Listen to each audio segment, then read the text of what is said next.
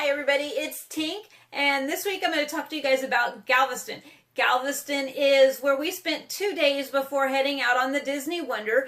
It is a good port and a good destination. So since there's a lot to do, I've got a lot to cover. I did take notes, so please forgive me if I'm going to be looking down to make sure that I cover everything. The first thing I wanted to go over with you guys today is different places to stay.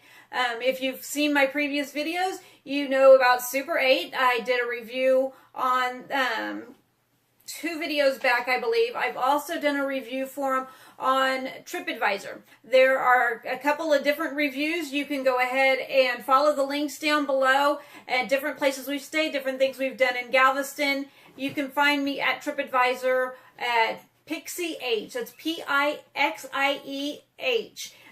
Going on, another place that we like to stay when we're in Galveston is Casa del Mar. That is a condo right there on Seawall Boulevard. And hold on one second, I might have a visitor, I think. Maybe not. My cat was acting like he was going to jump to my lap. It's got a 1-bedroom plus a bunkie, and the living room has a fold-out couch, and they have a full kitchen. So it sleeps up to 6 people. Going on, Harbor House is where we stayed right before we sailed, and that is the closest hotel that you'll be able to get when you're cruising. It is actually walking distance to the cruise, and you can go and hang out on the pier right in front of the hotel and watch dolphins and pelicans and seagulls. It's a nice, entertaining thing to do while you're waiting to get over to the boat and sail away. But you can see more about Harbor House in the video. It's not the clip that you were looking for. No, just kidding. Actually, when we were shooting this video, before we got to editing, I still had a little bit of cruise on the brain and kind of forgot that we had already released the video for the review of Harbor House in our last episode. So go ahead and follow the link below if you would like to see that. It takes you back to the last episode. Then you can come back and finish watching this one. Right now, instead, we're going to insert a few clips from views outside of the Harbor House on the pier where you can see the boats from. So enjoy those, and I'll be back in a sec.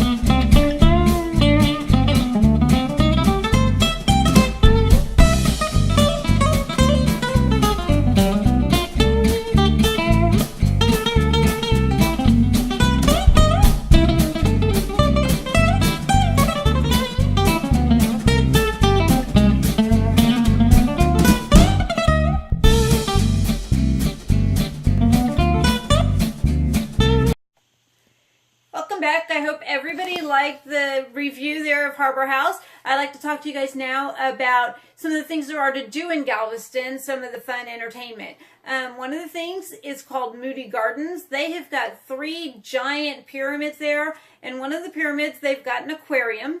In a second pyramid, they have got a botanical gardens where they have got trees and flowers and monkeys and birds and butterflies. It's a little bit humid inside, but it is nice to go and take a look around. The third pyramid has got things that change from time to time. One of the times we were there, they had SpongeBob kind of exhibit. Another time they had a ice exhibit, which had a giant life-size ice castle that you could walk through, an ice slide, different ice carvings.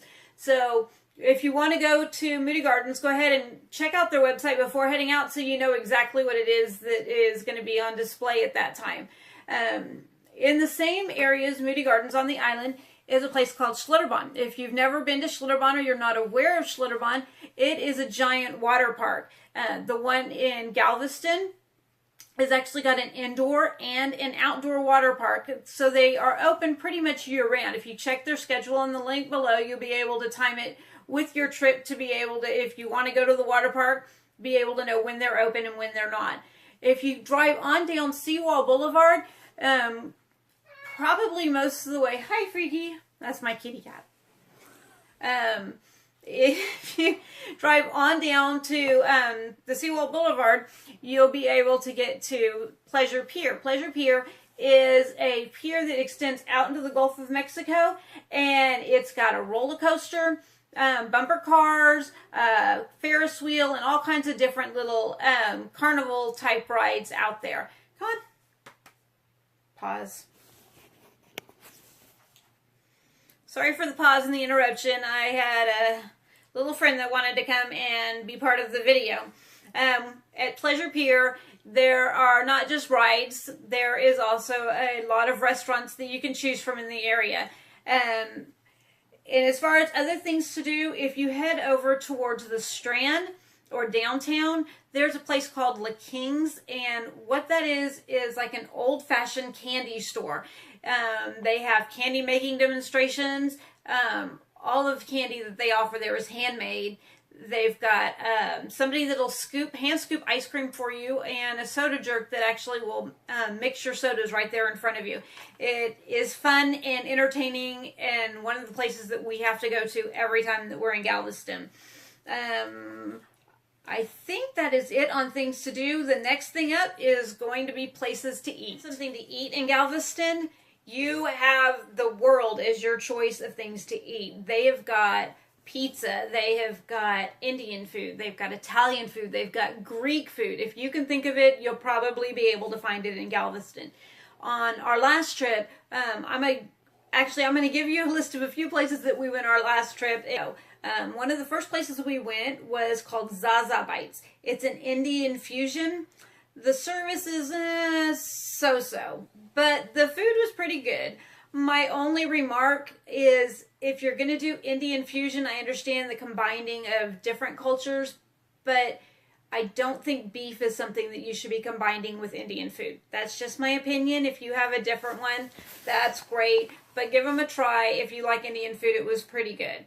Another place to eat is called Olympia Grill. That's just downstairs from the Harbor House, and that is Greek food. It was okay. I don't really have much more to say on them. They weren't like over the top impressive.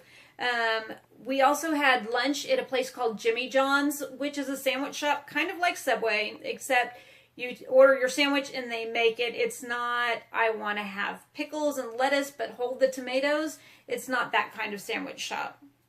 A little bit down the road from Jimmy John's, more on the Strand, is a place called Strutgarten. I'm sorry, it's German and I probably slaughtered it, but that's a tavern, and they are a bar inside, and outside it's a nice sitting area where they have oversized games that you can play while you're waiting for your food. One of them is Connect 4, and it's probably the same height as me, which I guess isn't too tall, only 5 feet. And they also have a giant Jenga set. And yeah, that one's probably my height as well. But it's fun to get out there and play while you're waiting for your food. One other place that we have not eaten yet, but we would love to eat at, we keep trying to, and we always seem to be there when they're not open, is a place called Board Game Island. Board Game Island is a restaurant that has all of its walls lined with shelves, and shelves full of different kinds different kinds of games. You've got games for like dice games, card games, board games like Monopoly or Dungeons and Dragons. You name it, they probably have it. They don't insist that you buy something, but out of courtesy, buying a drink or a sandwich while you're hanging out with your friends would just be common courtesy. Next, we're going to move on to Pier 21 and everything that has to offer. Pier 21 is where Harbor House is located, but it's not just a hotel, it's actually an entertainment area. They've got a place called the Texas Seaport Museum, and at the Seaport Museum they have got a pirate ship that you can actually take a tour of. Next door to that, they have a Baywatch dolphin tour and a jet boat thrill race.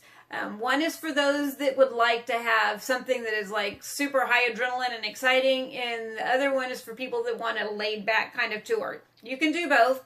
Nothing saying that you can't, but it depends. Are you looking to go on a boat that's going to go 50 miles an hour and do flat spins, or are you wanting to go out and see some wildlife? That's the difference between those two.